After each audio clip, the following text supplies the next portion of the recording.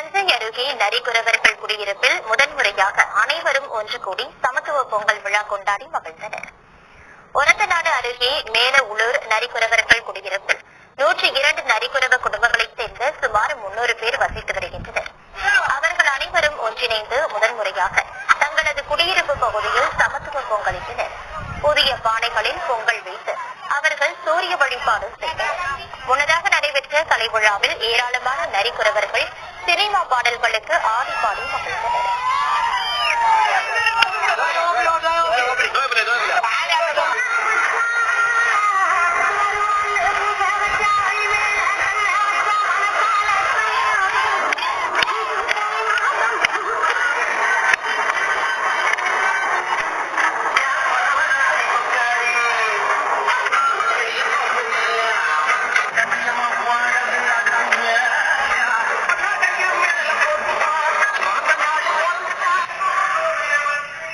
நெல்லை மாவட்டம் உடையார்